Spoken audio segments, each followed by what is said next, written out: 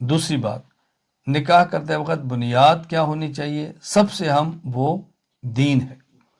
تیسری بات سمجھے کہ جب نکاح کرنے کا ارادہ کرتے ہیں اور سب سے پہلا مرحلہ ہوتا ہے نکاح کے لیے منگنی کا۔ دیکھیں منگنی یہ ہمارے اردو زبان کا لفظ ہے جسے کہتے ہیں نا مانگنا، مانگنا کوئی چیز مانگنا، اسے کہتے ہیں منگنی، یعنی فلاں نے مانگا ہے۔ یہ بات ذہن نشین فرما لیں کہ نکاح میں ضروری نہیں ہے کہ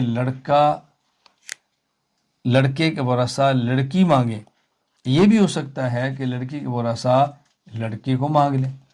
یعنی جس طرح نکاح کے لیے لڑکے والے پہل کرتے ہیں تو لڑکی والے بھی پہل کر سکتے ہیں کہ بچہ ہمیں پسند ہے، ہم چاہتے ہیں اسے نکاح کرتے ہیں، اور یہ قرآن کریم سے ثابت ہے۔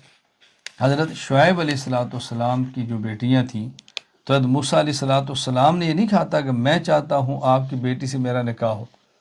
حضرت شعیب علیہ السلام نے فرمایا انی اریدو، میں چاہتا ہوں کہ اپنی 2 بیٹیوں میں سے ایک بیٹی آپ کے نکاح میں دو۔ تو یہاں دیکھو لڑکی والے نے پہل کی ہے۔ ہمارا کیا ہے، بس اوقات لڑکی بڑی ہو جاتی ہے، نکاح کے قابل ہو جاتی ہے، نکاح کرنا ضروری ہوتا ہے، اور نکاح کرنا بھی چاہتے ہیں، کسی جگہ بیٹی دینا بھی چاہتے ہیں، لڑکا اور اس کا خاندان پسند بھی ہوتا ہے، لیکن یہ اندر آر ہوتی ہے کہ ہم کیوں پہل کریں، وہ ہم سے مانگیں، ہم کیوں یہ بات کریں، یہ بندے کو اڑا دیتا ہے۔ اس ہم کے اندر رہتے ہیں اور بس اوقات اس کا رشتہ کسی اور جگہ طے ہو جاتا ہے، تو پھر افسوس کرتے ہیں کہ ہم خود پہل کر لیتے تو اچھا تھا۔ اب افسوس سے کچھ نہیں ہوگا۔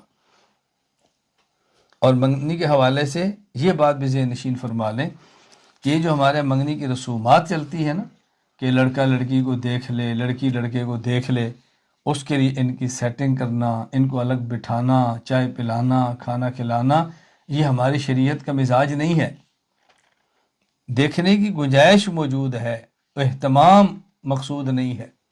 گھر میں کام کر رہی ہیں دیکھ لیں، پانی لے کر آئیں دیکھ لیں، باقاعدہ ان کو بٹھائیں، الگ خلوت ان کو دیں، یہ ٹھیک نہیں ہے۔